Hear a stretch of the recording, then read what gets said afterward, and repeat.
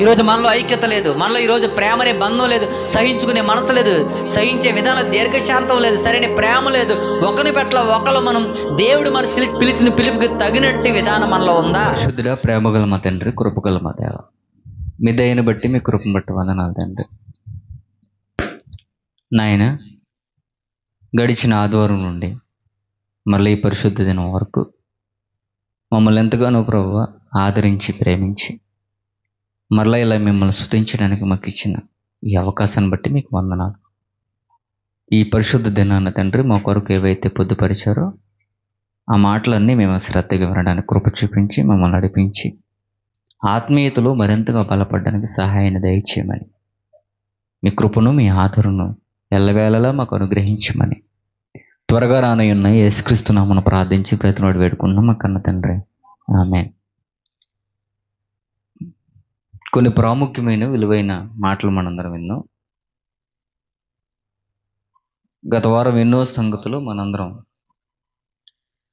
చాలా శ్రేష్టమైన మాటలు, శరీరానికి సంబంధించిన ఎన్నో విషయాలు మనందరం విన్నాం. అలాగే శరీరాన్ని నడిపించేది, శరీరాన్ని కాపాడేది ఒకటి ఉంది. మనల్ని జాగ్రత్తగా నడిపించేది, మనల్ని క్రమ పద్ధతిలో నడిపించేది, మనల్ని ఈ లోకంలో ఎలా ఉండాలో ఎలా ఉండకూడదు అని ప్రతి విధానంలో మనల్ని ప్రేరేపించేది కూడా భూమి మీద ఒకటి ఉంది. అది సాక్షాత్తు దేవుడే అనుగ్రహించాడు. ఈరోజు క్రైస్తవ్యానికి, సంఘానికి ఆయన విలువలు తెలిసినాయి అంటే చాలామందికి తెలియవని చెప్పుకోవాలి. కానీ భక్తులు మాత్రం దాన్ని ఎంత వివరించినా అవి అర్థం చేసుకోవడం మానేసి వ్యర్థమైనవి, అంటే బైబిల్ వ్యర్థమని అనట్లేదు కానీ అర్థం చేసుకోకుండా సమాజానికి ఉపయోగం లేనివి, అంటే బైబిల్లో ఇవి కావు, తన సొంత ఆలోచనలతో నీకు అవి ఇక్కడికి వస్తే అవి వస్తాయి, నువ్వు వాళ్ళు అక్కడికి వెళ్తే అవి వస్తాయి, ఇవి ఇస్తారు అవి ఇస్తారని చెప్పి మనుషులను మాయ చేసి డబ్బు గుంజుకునే పరిస్థితుల్లో ఈరోజు మన స్థితిగతులను తప్పు త్రోవలో నడిపించే స్థితికి వెళ్ళిపోయింది. కానీ భక్తులు మాత్రం రాసిన మాటల్లో మనం చూడగలిగితే వాళ్ళు ఏదో మనకు చెప్పాలనుకుంటున్నారు, అది అర్థం చేసుకోవడం మానేసాం. మనం అర్థం చేసుకుంటే వాక్యానుసారంగా నడిచేవాళ్ళం, అర్థం చేసుకుంటే దేవుళ్ళు భయభక్తులు కలిగి ఉండేవాళ్ళు, అర్థం చేసుకుంటే ఈ లోకంలో దేవుని పట్ల మన నడవడికలు ఎలా ఉండేవో మనకు తెలిసేవి. అర్థం చేసుకోకుండా ఏదో మనం చదివేములే, ఏదో 4 మాటలు విన్నాములే, ఇది బైబిల్లే, ఈ బైబిల్లో ఏదో పొద్దున ఉదయాన్నే లేచి ఆ మధ్యన వచ్చే కీర్తన గ్రంథంలో ఏదో మనకి తగిలే ఆ దీవెనకరమైన మాటతో సరిపెట్టుకునే స్థితిలో మనం ఉన్నామే తప్ప ఇవి ఎందుకు రాయించాడు, దేనికి రాయించాడు, ఈ మాటల వల్ల మనకు ఉపయోగాలు ఏంటి, దీనివల్ల మనకు ఒరిగేదేంటని మనం పరిశీలనగా చేస్తే ఇది మన పరలోక రాజ్యానికి తీసుకెళ్తుంది. సాక్షాత్తు దేవుని సన్నిధికే మనల్ని నడిపిస్తుంది.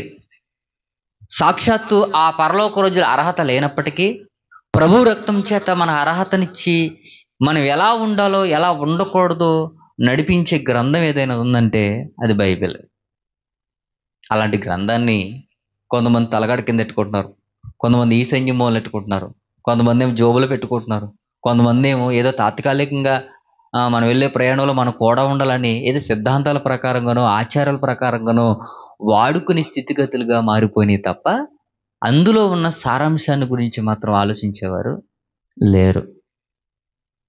ఏంటి ఆయన ఇచ్చిన మన శరీరాలను కాపాడడానికి, లేదా మనం ఈ లోకంలో బ్రతకడానికి మనకిచ్చిన ప్రొడక్షన్ ఏంటి అని మనం ఆలోచిస్తే బైబిల్లోకి వెళ్ళి మనం చూడగలిగితే కొన్ని విషయాలు మాట్లాడుతున్నమాట. చూడండి, అపోస్తుల కార్యాలు 2వ అధ్యాయం 38వ వచనంలో రాయబడుతున్న మాట మనం చూడగలిగితే, పేతురు మీరు మారు మనసు పొంది పాప క్షమాపణ నిమిత్తము ప్రతి వాడు యేసుక్రీస్తు నామములో బాప్తిసం పొందండి చెప్తున్నాడు. ఎవరు మాట్లాడుతున్నారు ఈ మాటలో? పేతురు గారు ప్రసంగం చేశాడు.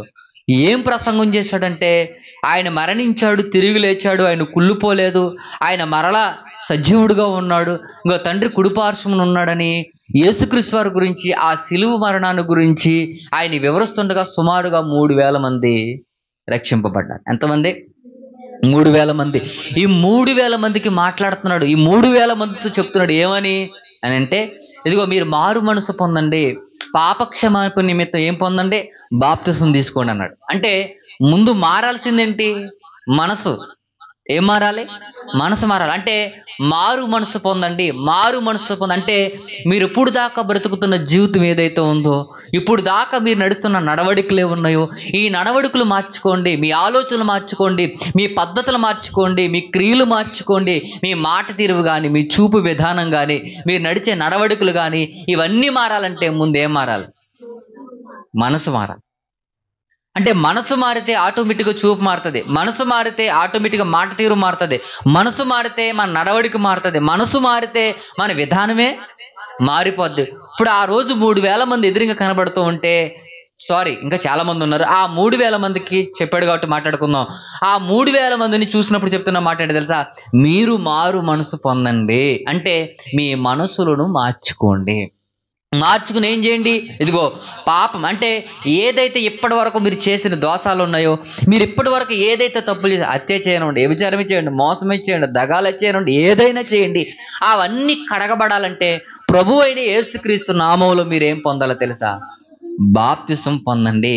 ఇవి పొందితే మీ పాపం ఏమవుతుంది? క్షమింపబడుతుంది అన్న. చూడండి ఏమవుతుంది? క్షమింపబడుతుంది. అంటే మనం ఎప్పుడైతే మారు మనసు పొందుతామో, మారు మనసు పొందినప్పుడు ఎప్పుడైతే ప్రభు యందు విశ్వాసం ఉంచి ఆయన నామాన బాప్తిసం పొందుతామో, బాప్తిసం పొందిన తర్వాత ఏం కలుగుతుంది మనకి? పాపానికి క్షమాపణ కలుగుతుంది. ఇది కలిగిన తర్వాత అప్పుడు చెప్తున్నాడు, మాట చెప్పాడు చూడండి, ఏమన్నాడు తెలుసా?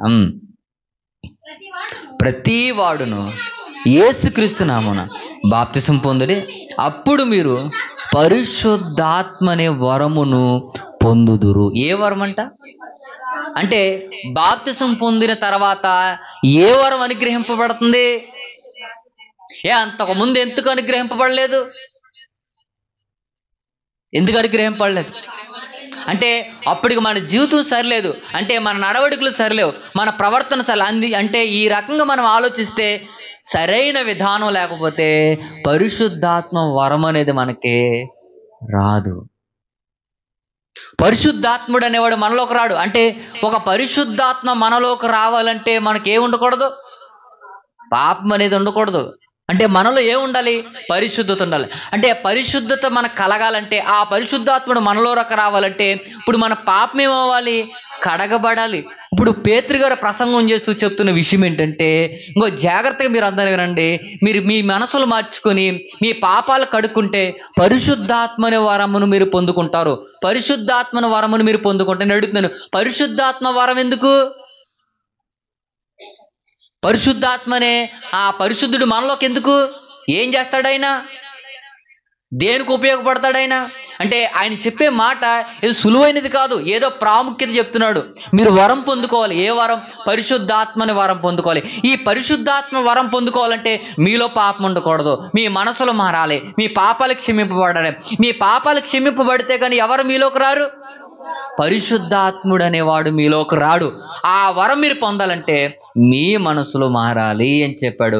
అసలు పరిశుద్ధాత్ముడు ఎందుకని ప్రశ్న ఎప్పుడన్నా వచ్చింది మనకే? ఎందుకో తెలుసా? అసలు ఈ సమాజంలో చాలా మందికి బాప్తిసాల విలువే తెలీదు. బాప్తిసాల విలువే తెలీదు. మరి బాప్తిసం ఎందుకంటే కొంతమంది పెళ్లికి, కొంతమంది సంఘంలో చేరడానికి, అంటే ఈ రీతిలో అలవాటు అయిపోయింది తప్ప అసలు బాప్తిసానికి ఉన్న ప్రాముఖ్యత ఏంటో తెలుసా? ప్రతి మనిషి పాపాన్ని కడిగేది ఏదైనా ఉంది అంటే అది బాప్తిసం. దేవుడిచ్చిన నిబంధన అది. అది ఎంత విలువైనదో తెలుసా? నీ జీవితంలో 30-40 ఏళ్ళు చేసిన పాపాన్ని కడిగే ప్రక్రియ ఏదైనా ఉందంటే అదేంటో తెలుసా? ఒక బాప్తిసం. ప్రియమైన వాళ్ళ, అలాంటి దానికి ఈరోజు సంఘం విలువిస్తుందా? లేదు. ఎవడికి పడితే వాడికి బాప్తిసం, ఎలాంటి వాడికి పడితే అలాంటి వాడికి బాప్తిసం, దేనికి పడితే దానికి బాప్తిసం. అసలు బాప్తిసం అనేది పెళ్ళిళ్ళకి కాదు, సంఘంలో చేరడానికి కాదు. దేనికో తెలుసా? మనిషి పాపాన్ని కడిగేయడానికే దేవుడు సిద్ధపాటు చేసింది బాప్తిసం. ఇలాంటి కార్యక్రమాన్ని పక్కన పెట్టారు. ఇలాంటి విధానాన్ని, ఆలోచనలే పక్కన పెట్టారు. అసలు ఈ బాప్తిస్మ విలువలనే సమాజానికి నేర్పించలేదు. అంత విలువైన బాప్తిస్మ కార్యక్రమాన్ని ఈరోజు ఏం చేశారో తెలుసా?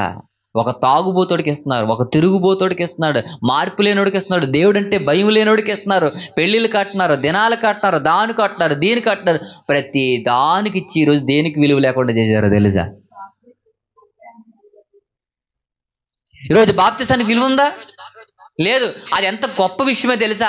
అది ఎంత మేలుకరమైన ప్రక్రియ తెలుసా? అది మనం చేసిన 30-40 ఏళ్ళు చేసిన మన పాపం ఏదైతే ఉందో ఆ పాపం కడిగేసే రోజు అది. ఆ తీసుకునే రోజు మన దోషమంతా తీసేసే ప్రక్రియ అది. అలాంటి కార్యక్రమాన్ని ఈరోజు మనం ఏం చేశారో తెలుసా? విలువ లేకుండా చేశారు. బాప్తిస్మ తీసుకుంటాడట. బాప్తిస్మ తీసుకుంటే సులువు కాదు అది. దాని వెనకాల ఒక ఆయన త్యాగం ఉంది, దాని వెనకాల ఒక మరణం ఉంది, దాని వెనకాల ఎందరో ప్రవక్తలు మరణించారు. ఈరోజు ఎందరో మన కొరకు చనిపోయిన వారు ఎందరో ఉన్నారు. ఈ గ్రంథం రావడానికి, ఈ మాటలు వినిపించడానికి, ఇది చేయడానికి ఆ రోజు ఎంతో మంది ప్రయాసపడిన ప్రాణాలు ఉన్నాయి. అది చిన్నది కాదు, అదేదో విలువలేనిది కాదు, అది చాలా చాలా విలువైన కార్యక్రమం. అది అందరూ సంఘం ఎదుట నిలబడి ఆయన చేసిన పాపాలు ఒప్పుకొని, ఆ రోజు నా పాపాలన్నీ నేను దేవుని నమ్ముతున్నానని, ఇక నుండి నేను ఏ పాపము చేయను ఒక మంచి తీర్మానం దేవుని దగ్గర, సంఘం ఎదుట, ప్రకృతి ఎదుట తీసుకునే ఒక రోజు అది. అలాంటి విలువైన రోజుని, అలాంటి విలువైన సమయాన్ని ఏం చేసిందో తెలుసా? సంఘం విలువ లేకుండా చేసింది. ఆ జరుగుతున్న ఏదైతే ఆ బాప్తిస్మ జరుగుతున్న క్రమం ఉందో, ఏదైతే ఆ పద్ధతి ఉందో దేవుడిచ్చాడో, అది తీసుకున్న వెంటనే ఎవరు వస్తున్నారో తెలుసా? దేవుడే నీలోకి వస్తున్నాడు. ఇది ఎవరికైనా అర్థమవుతుందా? అర్థం కావట్లా. బాప్తిస్మ తీసుకోగానే ఏ వరం వస్తుంది? ఇదిగో పరిశుద్ధాత్మనే వరం అన్నది. ఈ వరం ఎందుకు? దేనికి వరం అంటే, దీని గురించి మరలా యోహాను గారు ప్రస్తావిస్తూ ఆయన సువార్తలో రాస్తున్న మాట చూడండి. యోహాను సువార్త 14వ అధ్యాయం 16వ వచనంలో రాయబడుతున్న మాట చూడండి. యోహాను సువార్త 14వ అధ్యాయము 16వ వచనం. నేను తండ్రిని వేడుకుందును మీ యొద్ద ఎల్లప్పుడూ ఉండుటకై ఆయన వేరొక ఆదరణకర్తను అనగా సత్య స్వరూపిగా ఆత్మను అనుగ్రహించును అన్నాడు. చూడండి, నేను వెళ్ళి వేడుకుంటాను. ఆయన ఎవరు? ఆదరణకర్త. మిమ్మల్ని ఆదరించడానికి వస్తాడు. ఎవరు? పరిశుద్ధాత్ముడు. ప్రియమైన వాళ్ళరా, మిమ్మల్ని నడిపించడానికి వస్తాడు. ఎవరో? పరిశుద్ధాత్ముడు. ప్రియమైన వాళ్ళరా, మిమ్మల్ని బాగు చేయడానికి, మిమ్మల్ని నడిపించడానికి, ప్రతి సమయంలో మీకు సపోర్టెడ్గా ఉండడానికి ఎవరు వస్తారో తెలుసా? పరిశుద్ధాత్ముడు వస్తాడు. నేను వెళతాను, నేను వెళ్ళి మీకు అప్పచెప్తాను, నేను వెళ్ళిన తర్వాత ఆయన పంపుతాను. ఆయన పంపి మిమ్మల్ని ఏం చేస్తాడు తెలుసా? సర్వసత్యములో అని చెప్తున్నాడు. చూడండి, సత్యస్వరూపైన ఆత్మ అనుగ్రహింపబడును. సత్యస్వరూపమైన ఆత్మ అనుగ్రహింపబడును. అది మామూలు ఆత్మ కాదు. అది సత్యానికి పునాది ఏదైనా ఉందంటే అది ఎవరో తెలుసా? పరిశుద్ధాత్ముడు. ప్రేమ సత్యాన్ని అంటే ఒక సత్యానికి ఒక రూపం ఏదైనా ఉందంటే అది ఎవరో తెలుసా? పరిశుద్ధాత్మ కలిగిన దేవుడు. అలాంటి దేవుడు మనకి ఎప్పుడు వస్తున్నాడు? బాప్తిస్మ తీసుకోగానే వస్తున్నాడు. ఇప్పుడు చెప్తున్నాడు, లోకం ఆయన చూడదు, ఆయన ఎరగదు గనుక ఆయన పొందనేరదు. మీరు ఆయన ఎరుగుదురు, ఆయన మీతో కూడా నివసించి మీలో ఉండును అన్నాడు. చూడండి, ఎక్కడ ఉంటాడంటే ఆయన మనలోనే ఉంటాడు. ఎప్పుడైతే మనం బాప్తిస్మ తీసుకుంటామో ఆ సత్యస్వరూపైన ఆత్మ అంటే ఆదరణకర్త. ఆదరణ అంటే మనల్ని బాగు చేసేవాడు, ఇంకా మనల్ని కొంత సపోర్ట్ చేసేవాడు. మన బాధల్లో ఉన్నప్పుడు లేదా మనం కొన్ని తప్పుదల్లో మనం వెళుతున్నప్పుడు ఆయన ఏం చేస్తాడు? మనల్ని ఆదరిస్తాడు. అమ్మ అది కాదు, ఇది అలా ఉండకో, నువ్వు ఇలా ఉండు అనే ప్రతి సమయంలో మనల్ని ఏం చేస్తాడు తెలుసా? సపోర్ట్ చేస్తాడు. నీకు తెలియకుండా నీ హృదయంలో ప్రేరేపిస్తాడు. అది తప్పు, ఇది కరెక్ట్ కాదు, ఇదే రైట్ అని నిన్ను ఎప్పుడప్పుడు గైడ్ చేస్తూ ఉంటాడు. ఎప్పటికప్పుడు నిన్ను నడిపిస్తూ ఉండేవాడే పరిశుద్ధాత్ముడు. ఆయన ఎక్కడుంటాడో తెలుసా? నీలో అన్నాడు. చూడండి, నీలో ఉంటాడు ఆయన. అది లోకం కొంతమందికి తెలియదు. కొంతమంది లోకాన్ని ఆయన ఎరగలేదు కాబట్టి ఆయన ఏం చేసుకోలేరు, పొందుకోలేరు. ఇప్పుడు నేను అడుగుతున్నాను, బాప్తిస్మ పొందుకున్న ప్రతి ఒక్కడు పొందుకుంటాడు ఆయన్ని? పొందుకోడు. ఎవరు పొందుకుంటారు? ఎవరైతే మారు మనసు పొంది పాపానికి క్షమాపణ నిమిత్తం ఎవరైతే బాప్తిసం తీసుకుంటారో, ఇదిగో నాలోకి ఆయన ఉంటాడు. ఎవరో సత్యస్వరూపైన ఆత్మ, పరిశుద్ధ ఆత్మ నాలోకి వస్తాడు. ఇక నుండి నేను ఆయనతోనే నడవాలి, ఇక నుండి ఆయనతోనే జీవించాలి, ఇక నుండి నేను దేవునిలోనే నడవాలని ఎవరైనా ఒక బలమైన తీర్మానం తీసుకుని ప్రభు యందు నిలబడతాడో, ఆ నిలబడిన వాడి దగ్గరికి ఎవరు వస్తారు? నివసిస్తాడు. అంతేగాని పెళ్లికి తీసుకుంటే రాడు. మనం ఏదో సంఘంలో చేర్చితేనే రాడు. ఎందుకు రాడు? మనం తీసుకునేది సంఘంలో చేరడానికి, మనం తీసుకునేది పెళ్లి చేసుకోవడానికి తీసుకుంటున్నామే తప్ప మన పాపాన్ని కడుక్కోవడానికి తీసుకోవట్లేదు. మన విశ్వాసంతో తీసుకోవడం లేదు, మనం ఏదో నమ్మి దేవుళ్ళో బతకడానికి తీసుకోవడం లేదు. మనం ఎందుకో తెలుసా? సంఘంలో కలవడానికి తీసుకుంటున్నాం, లేదా పెళ్లి చేసుకోవడానికి తీసుకుంటున్నామే తప్ప నేను దేవుళ్ళో బతకాలని తీసుకునేవారు అరుదు. అలాంటి వారికి ఎవరు వస్తారు తెలుసా? పరిశుద్ధాత్ముడు వస్తాడు. వచ్చి ఏం చేస్తాడు? నీలో నివసిస్తాడు. ఇప్పుడు పేతురు గారు చెప్తున్నారు, ఏం చెప్తున్నారు తెలుసా? ఇదిగో మీరు మారు మనసు పొందండి, పాపక్షమాపణ పొందండి, అప్పుడేంటో తెలుసా? పరిశుద్ధాత్మను వరం మీకు పొందుతారు. పొంది ఏం చేస్తుంది? మీలో నివసిస్తుంది. నివసించి ఏం చేద్ది? మనలో నివసించి మనల్ని ఏం చేస్తుంది? మళ్ళీ ఏం చేయాలనుకుంటుంది? మనలో నివసిస్తే యూజ్ ఏంటి? అసలు మనలో ఉంటాడా? ఉంటే ఎలా ఉంటాడు? ఉంటే ఏం చేస్తాడని మనం ఆలోచిస్తే ప్రియమైన వాళ్ళరా, నిజంగా పరిశుద్ధాత్ముడు లేకపోతే మన జీవితాలు తారుమారుగా ఉండేవి. ఆ రోజు ప్రభు అయిన యేసుక్రీస్తు వారు, నేను వెళ్ళి మీకు ఆదరణకర్తను, నేను వెళ్ళి మీకు ఆదరణ అంటే ఏంటో తెలుసా? ఇప్పుడు దాకా నేనున్నాను మిమ్మల్ని ఆదరించడానికి, ఇప్పుడు దాకా నేనున్నాను మిమ్మల్ని గైడ్ చేయడానికి. మీరు వెళ్ళే త్రోవల్లో, మీరు వెళ్ళే మాటల్లో, మీరు నడిచే విధానంలో, మీ తప్పు త్రోవల్లో, మీరు వెళ్ళే తప్పుడు మార్గాల్లో గద్దించడానికి నేనున్నాను. కానీ ఇప్పుడు నేను వెళ్ళిపోతున్నాను. నేను వెళ్ళిపోయిన తర్వాత ఎవరు? నాలాంటి ఒక ఆయన వస్తాడు. ఎవరో తెలుసా? పరిశుద్ధాత్మ. మీకు సువార్తను వినిపిస్తే మీరు వల వేయడానికి వెళ్తున్నారు. నేను దేవుని మాటలు అందిస్తే నేను ఈ మాటలు మీరు మరలా లోకానికి వెళ్తున్నారు. నేను ఎలా అయితే మిమ్మల్ని గైడ్ చేసి మరలా మిమ్మల్ని లోకంలోంచి దేవుళ్ళలోకి మిమ్మల్ని నడిపించాను, ఇదిగో మీలోకి మిమ్మల్ని ఆదరించేవాడు ఒక ఆయన వస్తాడు. మిమ్మల్ని ఏం చేస్తాడో తెలుసా? నడిపిస్తాడు. ఆయన ఎక్కడో ఉండడు, మీలోనే ఉంటాడు. మీలోనే ఉండి ఏం చేస్తాడో తెలుసా? మిమ్మల్ని ఆదరిస్తాడు. మనలో ఉండి ఏం చేస్తాడు? ఇప్పుడు ఆదరిస్తాడు. ఎలా ఆదరిస్తాడు? ఏం చేస్తాడు ఆయన అని అంటే, ఆయన ఏం చేస్తాడో బైబిల్లోకి వెళ్ళి మనం కొన్ని విషయాలు చూద్దాం. చూడండి, అదే యోహాను రాసిన సువార్త 16వ అధ్యాయం 13వ వచనం చూడండి. ఆయన ఏం చేస్తాడు చూడండి.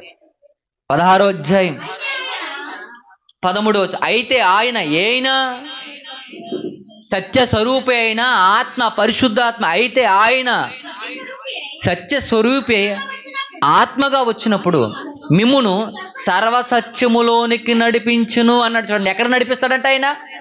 సర్వసత్యములోనికి మిమ్మల్ని నడిపించడానికి మీలోకి వస్తాడు. ఇంకా ఆయన దగ్గర ఏముండదు? అసత్యం ఉండదు. మిమ్మల్ని ఎక్కడికి నడిపిస్తాడు ఆయన?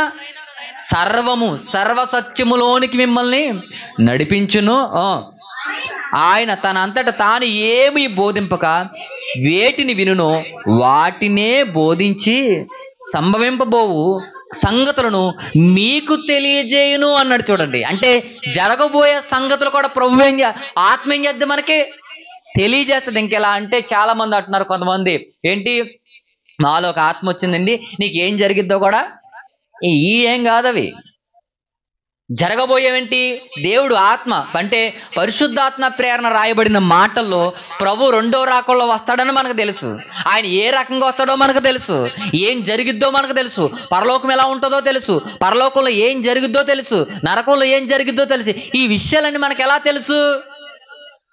పరిశుద్ధాత్ముడు బోధిస్తే తెలుసు. పరిశుద్ధాత్ముడు మనకు వినిపిస్తే తెలుసు. అంటే జరగబోయే సంగతులు అంటే నీ లైఫ్లో జరగబోయేవి కాదు, నాకు తెలీదు. నీ లైఫ్లో ఏం జరిగిద్దో నాకు తెలీదు. కానీ నువ్వు దేవుళ్ళో బతకపోతే నీకేం జరిగిద్దో తెలుసు. ఎలా తెలుసు? పరిశుద్ధాత్ముడు తెలియజేస్తే తెలుసు. ఆయన ఎలా తెలియజేస్తాడు? ఇదిగో ఈ గ్రంథంలో మనకు అర్థం కాని చాలా విషయాలు ఉంటాయి, మనకు తెలియని చాలా విషయాలు ఉంటాయి. అవి మనకు ఎలా తెలిస్తే తెలుసా? ఆ ఆత్మ మనతో ఉన్నప్పుడు, ఆ ఆత్మ మనల్ని నడిపిస్తున్నప్పుడు ప్రతి మాట మనకేమవుద్ది? ఒక ఎగ్జాంపుల్ చెప్తాను మీ అందరికీ. చాలా మందికి దేవుని మాటలు అర్థం కావు. నాకు అర్థమైనట్టు మీకు అర్థం కావు, మీకు అర్థమైనట్టు నాకు అర్థం కావు. ఏంటి ఇది ఎలా ఉందా అనిపిస్తుంది. అంటే మీకు తెలియని విషయాలు నాకు తెలియడం, నాకు తెలియని విషయాలు మీకు తెలియడం ఎలా తెలుస్తుంది? అది చెప్పండి. మీరు జాగ్రత్తగా వినండి. ఇంకొక ఎగ్జాంపుల్ చెప్తాను. ఎంబీబీఎస్ చదివినోడు కానీ, లేదా అంటే పిహెచ్డి చేసిన వాళ్ళు కానీ, లేదా పెద్ద పెద్ద చదువులు చదివి తెలుగు పండితులు అంటారు చూసారా, అలాంటి చదివిన వాళ్ళకి వెళ్ళి 66 పుస్తకాలు ఇచ్చి వీటి మీనింగ్ చెప్పండి, లేకపోతే వీటి భావజాలం చెప్పమని అడగండి. నిలబడి ఒక వచనం ఉండే సరిగ్గా ఏం చేయలేదు రజా, నిలబడి చదవను కూడా చదవలే. కనీసం ఆడికి అంటే ఈరానోడు, జాగ్రత్తగా వినండి, అంటే ఈరానోడు సరిగ్గా చదువు కూడా చదువుకోనోడు మీరు దేవుల్లో ఉన్నవాడిని బైబిల్ ఇవ్వండి, మీరు కూడా చదవలేరు. కానీ ఆయన మాత్రం స్పష్టంగా చదవగలరు. మీరు చదువుకోండి, మీరు చదవండి. అంతెందుకు మీరే ఉన్నారు, నాకంటే ఎక్కువ చదివారు మీరు. చదవమంటే ఎలా చదువుతున్నారు? దాంట్లోనే 100 తప్పులు. పోనీ చదువు లేనివాడు తప్పులు చదివాడంటే ఒక రీజను. ఎంత చదివారు? 10th చదివిన వాళ్ళు ఉన్నారు. చెప్పండి, దానికంటే ఎక్కువ చదివిన వాళ్ళు కూడా ఉన్నారు. ఎందుకు చదవలేకపోతున్నారు? చెప్పండి. ఆత్మ మనలో సరిగ్గా నడిపించే విధానం లేదు. ఎందుకు లేదు అంటే మనలోకి ఆయన ఇంకా రాలా, మనలోకి రాలా. అంటే నాకు అర్థమవుతున్న విషయాలు, లేదా మీకు అర్థమవుతున్న విషయాలు నాకు ఎందుకు అర్థం అవ్వట్లేదు? నేను ఆలోచించే విధానంగా మీరెందుకు ఆలోచించట్లేదు? నేను నడిచే విధంగా, లేదా మీరు నడిచే విధంగా నేను ఎందుకు నడవట్లేదు? మీరు మాట్లాడే విధంగా నేను ఎందుకు మాట్లాడలేకపోతున్నాను? అంటే మీలో ఉన్న ఆత్మ మీకు అన్ని విషయాలు తెలియజేస్తుంది, కానీ నాలో ఆత్మ లేదు కాబట్టే చెప్పండి నాకేమీ తెలియడం లేదు. నామకార్థ భక్తి అయిపోయింది, నామకార్థమైన విషయాలు అయిపోయి, నామకార్థంగా ఆలోచనలు అయిపోయి. మీరు జాగ్రత్తని అసలు మన లైఫ్లో బాప్తిజం తీసుకున్న కానీ స్టాండర్డ్గా మీరు గుండెల మీద చేసుకుని చెప్పండి, ఒక్కసారైనా బైబిల్ చదివారా మీరు? బాప్తిజం తీసుకుని ఎంతకాలం అవుతుంది? సంవత్సరాలు అవుతుంది. గట్టిగా మీరు కనీసం రోజుకి 4 అధ్యాయాలు చదివిన సంవత్సరానికి ఏమైపోద్ది? బైబిల్ పూర్తి అయిపోద్ది. అంటే రోజుకి ఏం చదవలేకపోతున్నారు మీరు? ఇప్పుడు చెప్పండి, అర్థం అవుద్దా మీకు? కనీసం దేవుడు ఏంటో మీకు తెలుస్తాడా? ఇక మీలో పరిశుద్ధాత్ముడు ఉంటాడా? ఉండడు. అంటే ఇన్ని సంవత్సరాలు అయినా ఇంకా మీరు బైబిల్ చదవలేదంటే చెప్పండి మనకా ఇచ్చేది దేవుడు పరలోకం? అర్థం కాదంటే మన లోకం మీద ఉన్న ధ్యాస, మనకు లోక ఆస్తుల మీద ఉన్న ఇంట్రెస్ట్ ఎక్కడ లేదు చెప్పండి, దేవుని దగ్గర లేదు. మీరు అనుకుంటున్నారేమో రేపొద్దున చూడండి, ఈ రోజు ఎంత అయితే నువ్వు సిల్లీగా తీసుకుంటున్నావో రేపొద్దున దేవుడు దాన్ని అంత సీరియస్గా తీసుకుంటాడు. ఈరోజు చదువుదాంలే వదిలేసావుగా చూసావా, అదే నీకు ప్రమాదం. ఈరోజు వెళ్దాంలేని నిర్లక్ష్యం చేసే చూసావా, అదే నీకు ప్రమాదం. రేపొద్దున అదే నేను నరకాన్ని తీసుకుపోద్ది. ఎంత చూడండి, దేవుని వాక్యం అంటే మనకు చాలా చీపు, దేవుని బైబిల్ చదవడం అంటే చాలా చీపు. అదే 200 ఇస్తారని చదవండి, దెబ్బకి అప్పచెప్పేస్తారు. అది ఇస్తారండి, ఈ గిఫ్ట్ ఇస్తారని చెప్పండి, అజ్జలు చదివేసి ఏదోలా బట్టి పట్టేసి ఏం చేస్తారు? డబ్బుకిచ్చే వాల్యూ దేనికి లేదు?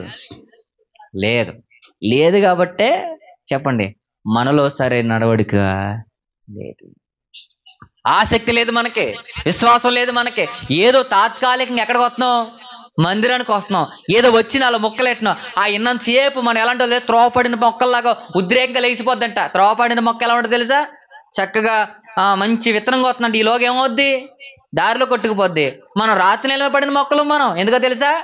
ఎండ రానంతసేపు నిగనిగలాడిపోతాం. ఎండ వచ్చిన తర్వాత అంటే ఏంటో తెలుసా? ఇన్నంతసేపు నేను ఇలా బతికేయాలి, నేను ఇలా చదివేయాలి, నేను ఇలా ఉండిపోవాలనుకుంటాం. ఇంటికి వెళ్ళగానే ఏమవుద్ది మంది? అప్పుడు దాకా పెనం మీద ఏగుతున్న పెనం మీద అలా నీళ్ళు చల్లినప్పుడు ఎలా ఉంటుంది, సుర్రమంటుందో అలాగ అయిపోతాం మనం. ఇలాంటి ఉద్రేక విశ్వాసాలు, ఇలాంటి ఉద్రేకమైన నమ్మకాలు, ఇలాంటి ఉద్రేకమైన నిర్ణయాలు దేవుడికి నువ్వు వేస్ట్ అని చెప్తాడు. నువ్వు వేస్ట్. ఎంతకాలం తీసుకుంటావు నిర్ణయాలు? తీసుకుంటానే ఉంటావు నిర్ణయాలు. ఇంకా దానికి లైఫ్ స్టాండర్డ్ లేదా? ఇంకా నిర్ణయాలతోనేనా మన జీవితాలు? నిర్ణయాలతోనేనా? ఎప్పుడు తీసుకుంటాం? మరి 31st నిర్ణయం తీసుకుంటాం, మరలా 31st నిర్ణయం తీసుకుంటాం, మరలా 31st నిర్ణయం. ఇంకా నిర్ణయాలతోనే సరిపోతుంది తప్ప మరి జీవితాలకి ఏం లేదు. నిలకడ కలిగిన విశ్వాసం మన జీవితంలో లేదు. అలా లేనప్పుడు మన బ్రతుకులు సరవు, అలా లేనప్పుడు మన జీవితాలు చక్కబడవు. మన జీవితంలో స్టాండర్డ్ లేనప్పుడు మన బ్రతుకు స్టాండర్డ్ అనేది రాదు. ఎగ్జాంపుల్ చెప్తాను మీకు అర్థం అవడానికి. మనం ఒక కంపెనీకి వెళ్తున్నాం అనుకున్నాం, ఏదో కంపెనీకి వర్క్కి వెళ్తున్నాం. ఓ రోజు వెళ్ళకుండా ఓ పూట 1 గంట వెళ్తే నెల జీతం ఇస్తాడా నీకు? ఏం చేస్తాడు? ఇంకా నువ్వు చదువుకో అయ్యా నేను ఇంకొకరిని అంటాడంట. అంటాడు. అలాగే మనం ఏదో తాత్కాలికంగా వెళ్ళి వచ్చి ఏదో కాసేపు 4 మాటలిని ఇలా తాత్కాలికంగా ఉంటే ఏమంటాడు? ఆయన అది అంటాడు, నువ్వు ఇంకా చదువుకో అంటాడు. ఇంకా ఆయన చదువుకోమన్నాడంటే ఇంక ఈ లోకం నుంచే చదువుకోవాలి. ఇంకా ఆయన అన్నాడంటే కంపెనీ నుంచి చదువుకుని ఇంటికి రావచ్చు. కానీ దేవుడే చదువుకోమంటే ఇక భూమి మీద కూడా నువ్వు ఉండవు. ఇది మనకు అర్థం కావట్లేదు. చాలా అశ్రద్ధ అవుతున్నాం. ఎందుకు అశ్రద్ధ అవ్వకూడదో తెలుసా? నీలో ఉన్న పరిశుద్ధాత్ముడు వెళ్ళిపోతాడు. ఆయన వెళ్ళిపోయాడంటే రావడం మరలా కష్టం. ఆయన వెళ్ళకుండానే మనం ఏం చేయాలి? ఆయనకి ప్రతిరోజు వాక్యాన్ని వినిపించాలి. ఆయన వెళ్ళకుండా ఏం చేయాలి? ప్రతిరోజు ఆయన ద్వారా ప్రార్థించాలి. ఆయనే మనల్ని నడిపిస్తాడు. మనం విశ్వాసం కలిగి మనం వస్తే ఆయనే మనల్ని ఏం చేస్తాడు? బలపరుస్తాడు. ఇప్పుడు చెప్తున్నాడు అదే, ఆయన వచ్చినప్పుడు మిమ్మల్ని ఏం చేస్తాడు తెలుసా? సర్వసత్యములోనికి మిమ్మల్ని నడిపిస్తాడు. ఆయన అంతటా తాను ఏమి చేయడు, ఏం బోధింపడు. ఏదైతే తండ్రి దగ్గర విన్నాడో, ఏదైతే తండ్రి చెప్పాడో ఆ చెప్పిన ప్రకారం నేను ఏం చేస్తాడు? బోధించి సంభవింపబోవు సంగతులను నీకేం చేస్తాడంట? తెలియజేస్తాడు. ఏంటి సంభవింపబో సంగతులు అంటే మనం ఎప్పుడన్నా మాట్లాడుకుందాం. సంభవం అంటే ఏవో పెద్ద పెద్ద విషయాలు ఏం కాదు. నీ బ్రతుకులో, నీ లైఫ్లో, నీ నడవడికలో జరిగే కొన్ని విషయాలు ఉంటాయి, కొన్ని విధానాలు ఉంటాయి. ఆ విధానాలు ఏంటి తెలుసా? నువ్వు దేవుళ్ళలోంచి పక్కకెళ్తే నువ్వు పోతావని చెప్తాడు. ఒకవేళ మనమే కన్నాలేస్తే దేవుడు ఊరుకోడని చెప్తాడు. మనమే మోసాలు చేస్తే దేవుడు ఊరుకోడని చెప్తాడు. అంటే జరగబోయేవంటే నువ్వు రేపొద్దున ఇలాగే నువ్వు బ్రతుకు, నేను నరకాన్ని తీసుకుపోతాడని చెప్తాడు. నువ్వు ఎలాగ అన్యాయం చేయని చెప్పు, నీకు దేవుడు రేపొద్దున శిక్షేస్తాడని చెప్తాడు. అంటే జరగబో విషయాలు ప్రతిదాన్ని ఏం చేస్తాడు? దేవుని మాటల చేత నీకేం చేస్తాడు తెలుసా? చూడు, వెనకాల చూడు, నీలాగా దేవుని కాదని తిరిగేవాళ్ళని చూడు ఏమైపోయారో. బోధిస్తాడు నీకు. నేను సక్రమంలోకి నడిపించడానికి ప్రతిక్రియ చేస్తాడు. మీరు బాప్తిజం పొందిన తర్వాత చూడండి, స్టార్టింగ్లో మన విధానం బాగుంటుంది, మన నడవడికలు బాగుంటాయి, మన ఆలోచనలు బాగుంటాయి, మన పద్ధతులు బాగుంటాయి, మన విధానమే బాగుంటుంది, ప్రార్థన ఉంటుంది. ఆ టైంలో వాక్యం చదువుతాం. మెల్లమెల్లగా వాక్యానికి దూరం అవుతాం, ప్రార్థనకు దూరం అవుతాం, సన్నిధికి దూరం అవుతున్నాం. ఏంటంటే తెలుసా? నీలో ఉన్న పరిశుద్ధాత్ముడు ఏమయ్యాడు చెప్పండి? ఏమయ్యాడు? ఆయన జాయిగా వెళ్ళిపోయాడు. ఎందుకు వెళ్ళిపోయాడు? ఆయన మాట నువ్వేం చేయట్లేదు తెలుసా? మీరు గమనించండి, ఇప్పటి నుంచి గమనించండి. మనం ఏదైనా తప్పు చేస్తున్నప్పుడు మన హృదయంలో దేవుడు ఏం చేస్తాడు తెలుసా?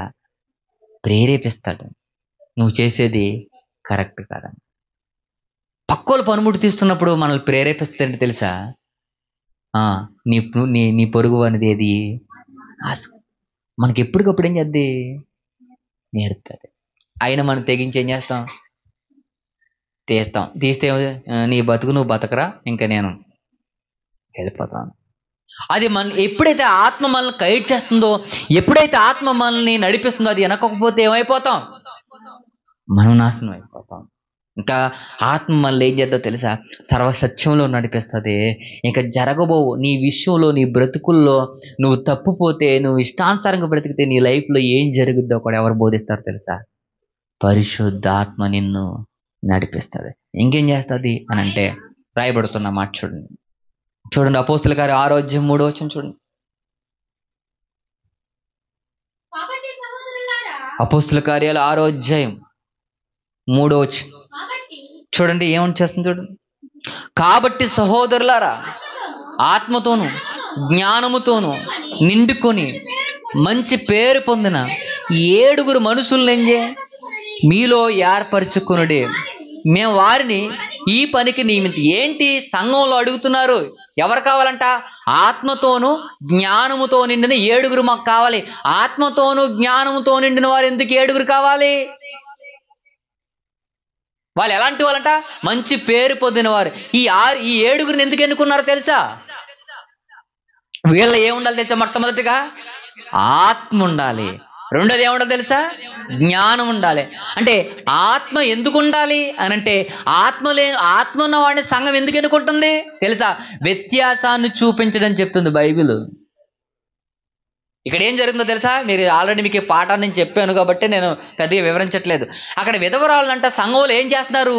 చిన్న చూపులు చూస్తున్నారు. పలహారం పెట్టే విషయంలో కానీ, భోజనాలు పెట్టే విషయంలో కానీ, పలకరింపుల్లో కానీ, ప్రతి విషయంలో ఎలా చూస్తున్నారంటే వీళ్ళు సంఘంలో చిన్న చూపు చూస్తుంది. ఇప్పుడు చిన్న చూపు చూడని వారు ఎవరు? ఆత్మ కలిగిన వారు. అంటే నీలో ఉన్న ఆత్మ నిన్నేం చేస్తుంది? వ్యత్యాసాలు చూపించదు. ఆమె అలాగుంది, ఈమె ఎలాగుందని చూపించదు. ఆడిలాంటోడు ఇలాంటోడు వ్యత్యాసం చూపించదు. ప్రతి ఒక్కరిని ఆ సంఘంలో ఎలా చూద్దో తెలుసా? సమానంగా చూస్తుంది. ఈ రోజు నువ్వు సమానంగా చూడట్లేదంటే నీలో ఎవరు లేరు తెలుసా? లేదు. ఆత్మ ఉంటే మళ్ళీ ఏం చేస్తుందో తెలుసా? సర్వసత్యంలో నడుపుతుంది. ఆత్మ ఉంటే మళ్ళీ ఏం చేస్తుందో తెలుసా? సర్వసత్యంలోనికి మళ్ళీ బలపరుస్తుంది. ఆత్మ ఉంటే సంఘంలో ఒక మంచి పేరు ఖ్యాతలు తీసుకొస్తుంది. మన సంఘమే మనల్ని ఎన్నుకుంటుంది. సంఘమే మనల్ని ఎన్నుకోవాలంటే మళ్ళీ ఏం ఉండాలి? ఆత్మ ఉండాలి. అదే ఆత్మ మనలో ఉంటే ఒక మంచి నడవడిక ఉంటుంది, మంచి ప్రవర్తన ఉంటుంది, మంచి విధానం ఉంటుంది, మంచి ఆలోచనలు ఉంటాయి, మంచి మాటలు ఉంటాయి, మంచి నడవడిక ఉంటుంది. సంఘమే మనల్ని గుర్తించిద్ది. ఆ రోజు 7 గుర్తించింది సంఘం. వీళ్ళ ఏముందో తెలుసా? ఆత్మ ఉంది. వీళ్ళ ఆత్మ ఏం జరుగుతుంది? నీలా నాలా వ్యత్యాసం చూడట్లేదు. నీలా నాలా పగలతో లేరు, నీలా నాలా ద్వేషాలతో లేరు. ఎందుకో తెలుసా? వాళ్ళ ఆత్మ కలిగిన వారు. ఆత్మ కలిగిన వారు కాబట్టి వాళ్ళు ఎలా ఉన్నారు తెలుసా? అందరినీ ప్రేమిస్తారు, అందరినీ ఆదరిస్తారు. ఇక ఆమె విధవరాలు కదా, ఆమెను ముట్టుకోకూడదు, ఆమెతో మాట్లాడకూడదు, ఆమె దగ్గరికి వెళ్తేనే ఆ సెంటిమెంట్స్ ఎవరికి ఉండవు? పరిశుద్ధాత్మ కలిగిన వారికి ఉండవు. ఆ రోజు 7 ఎన్నుకోవడానికి రీజన్ ఏంటి? ఆత్మ ఉంది వాళ్ళలో. ఆత్మ ఉంటే ఏం జరుగుతుంది? ఒక మంచి ప్రవర్తన కలిగిన వారు వాళ్ళు అన్నట్టు. మంచి అంత మంచి పేరు ఎందుకు వచ్చిందో తెలుసా? వాళ్ళు నివసించింది ఏంటో తెలుసా? ఆత్మ. వాళ్ళు అంత మంచి విధానం రావడానికి కారణం ఏంటో తెలుసా? ఆత్మ. వాళ్ళు అంత మంచి పేరు రావడానికి కారణం ఏంటో తెలుసా? వాళ్ళు చేసే బోధ విధానంలో కూడా ఏం కనబడుతుంది? ఆత్మ. కొంతమంది బోధ చేస్తే కామెడీగా ఉంటుంది, కొంతమంది చేస్తే ఎలా ఉంటుందో తెలుసా? అదొక ఫీల్ వస్తుంది ప్రియమైన వాళ్ళరా, అదొక భయం వస్తుంది, అదొక భక్తి వస్తుంది. అది ఎవరు మాట్లాడతారు తెలుసా? ఆత్మ. కొంతమందితో కామెడీ గళ్ళు, ఆడెవడో 3 జాన్లు ఉన్నాడు, చూడండి ఎంత ఎటకరం మాటలు, ఎంత వల్గర మాటలు. ఇదే ఆత్మ నడిపించే విధానం. ఎక్కడ ఉంటుంది ఇలాంటి విధానం? తనకు 3 జాన్లు ఉన్న ఆ మాటలు, వాళ్ళ వల్గర మాటలు, ఆడ విధానం చూస్తే ఎలా ఉంది? ఆత్మ అలాగా నడిపించేది. గంతులేసి నడిపిస్తుందా? ఎటకరంగా మాట్లాడుతుందా? వయ్యారంగా మాట్లాడుతుందా? ఆత్మ విధానం ఏంటో తెలుసా? మన బలపరిచేది, మన సత్యంలోనికి తీసుకెళ్లేది, ఒక మంచి పేరులోకి మనల్ని నడిపించేది. ప్రతి సమయంలో మనల్ని ఏం చేద్ది? గైడ్ చేస్తుంది. కింద చెప్తున్న మాట చూడండి ఏమంటున్నారు? అయితే మేము ప్రార్థనందు వాక్య పరిచయం ఎడతెగక యుందుము. ఈ మాటల సమాజం అంతటికి ఇష్టమైనదన్న విశ్వాసముతోనూ పరిశుద్ధాత్మతోనూ నిండుకున్న వారే. ఎవరినంట? 7 ఆ 7 వ్యక్తులు ఎత్తుతున్నారు. ఎవరితంట? విశ్వాసముతోనంట పరిశుద్ధాత్మతో నిండుకున్న వారే అన్నట్టండి. ఎవరు కనబడుతున్నారు? స్టెఫను, పిలుపు, ప్రక్రోరు, నికోరు, తిమోను, హెర్మవాసు, యూదులు, మత ప్రవిష్టుడైన అతియకువాడైన నికోలాసు అనువారు ఏర్పరచుకొని. ఈ 7 ఎలాంటి వారంట? పరిశుద్ధాత్మతో నిండిన వారు. ఏమున్నారు? మంచి పేరు పొందినవారు. విశ్వాసులు ఎలా ఉన్నారు? నమ్మకం కలిగిన వారు ఉన్నారు. వీళ్ళు ఏముంది? జ్ఞానం ఉంది. ఇవన్నీ ఎలా వచ్చినాయి? పరిశుద్ధాత్మ నడిపిస్తుంది ప్రేమ. సంఘానికి ఇలా తీవ్రత కలిగింది, సంఘానికి ఇలా సెగ తగిలింది, సంఘానికి ఇలా మాటలు తగిలాయి, సంఘానికి ఇలా మంచితనం కనబడింది. ఎలా కనబడింది? పరిశుద్ధాత్మ వీళ్ళని ఏం చేసింది తెలుసా? నడిపించింది. 7 సంఘంలో 7 ఎన్నుకోవడం అంటే మాటలా? ఈరోజు ఎన్నుకుంటున్నారులేండి. ఎవరిని? సంఘానికి పెద్దల్ని. ఒక్కడికి కనీసం మారు మనసు బాప్తిసాలు కూడా ఉండవు. వీళ్ళండి సంఘాన్ని నడిపించేది, వీళ్ళ సంఘం బాగా చేసేది. కానీ ఆ రోజు 7 ఎన్నుకున్నారంటే ఎలా ఎన్నుకున్నారు తెలుసా? ఏ విషయంలో తెలుసా? ఒక పలహారం పంచి పెట్టడానికే ఎంత ఆలోచించారంటే చెప్పండి, బోధించడానికి ఇంకెంత ఆలోచించి ఉంటారు. వీళ్ళు ఎన్నుకున్నది దేనికో తెలుసా? దేనికి ఎన్నుకున్నారు వీళ్ళని? జస్ట్ సంఘంలో పలహారం పంచి పెట్టడానికి ఎన్నుకున్నారు వీళ్ళని. అంటే వీళ్ళలోని ఏముండాలి? ఒక క్వాలిటీ, ఒక పరిశుద్ధత ఉండాలి, ఒక విశ్వాసం ఉండాలి. అంటే సంఘంలో ఒక బాధ్యతలు చూడండి ఎలా తీసుకుందో. అంటే పలహారం విషయంలోనే అంత కేర్ఫుల్ ఉంటే బోధించేవాడి విషయంలో ఎలా ఉండాలి? నడిపించే వాళ్ళ విషయంలో ఎలా ఉండాలి? అంటే పలహారానికి అంత కేర్ఫుల్ ఉండాలి. అవును, పలహారానికే అంత కేర్ఫుల్. ఎందుకు? మనం వేట్లు కొట్టుకోమండి. వాకింగ్ సరిగ్గా చెప్పలేదని కొట్టుకోం. దేనికి కొట్టుకుంటాం? అదిగో దానికి ముందు ఇచ్చింది, నాకు వెనకాల ఇచ్చింది. అదిగో దానికి డాగడింది ఇచ్చింది, నాకు చెప్పండి డాగులేంది ఇచ్చింది. ఇలా రకరకాల మాటలు చూడండి. దేనికి కొట్టుకుంటారని చాలామంది పలకారం కోసం. అదిగో ఆ లోలు కాబట్టి ఆడికి ఇచ్చేసాడు ముందు, మేము కాబట్టి మాకు ఇవ్వలే. ఆ లోలుకి అన్ని చదివేసుకున్నాడు, మరి మాకు సంఘంలో గొడవలు ఏంటో తెలుసా? ఇవే. ఏ గొడవలో? పలహారం కోసం పెద్ద పెద్ద గొడవలు అయిపోయినాయి ఉన్నాయి. పెద్ద పెద్ద గొడవలు అయిపోయి ఉన్నాయి. అందుకే ఆ రోజు సంఘం ఏం చేసిందో తెలుసా?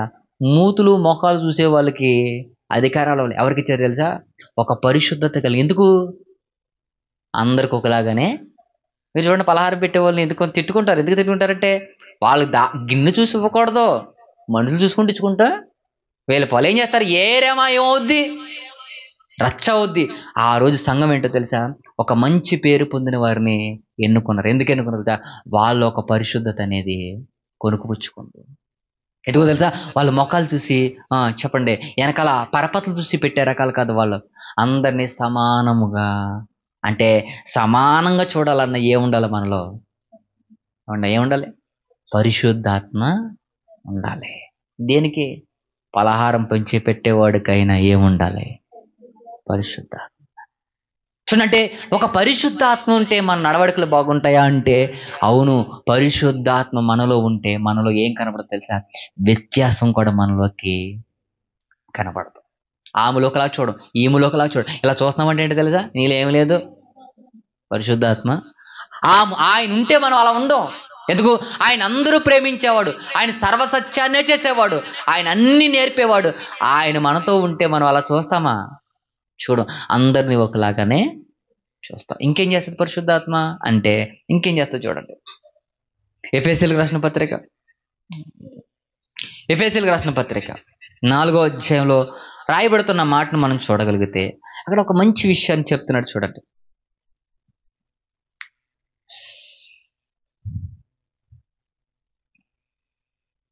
ఎఫెసీయులకు రాసిన పత్రిక 4వ అధ్యాయం 1వ వచనం.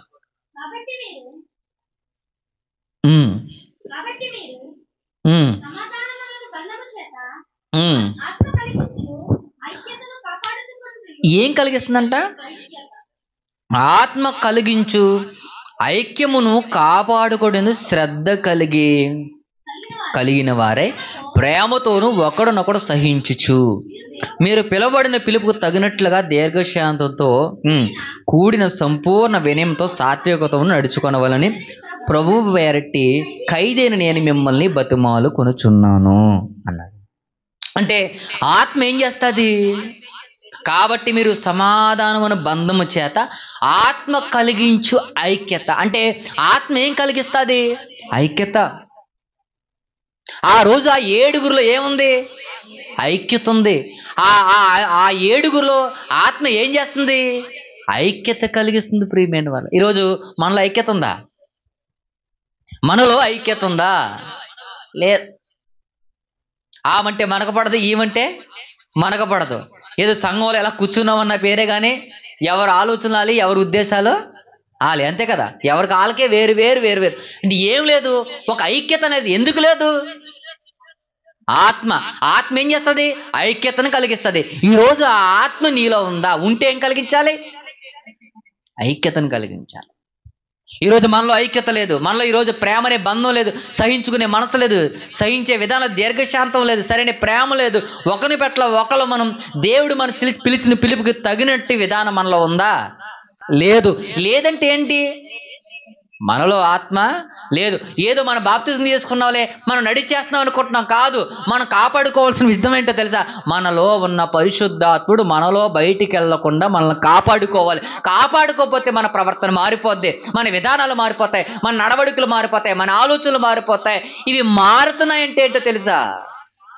పరిశుద్ధాత్ముడు మనలో నుంచి వెళ్ళిపోయాడు.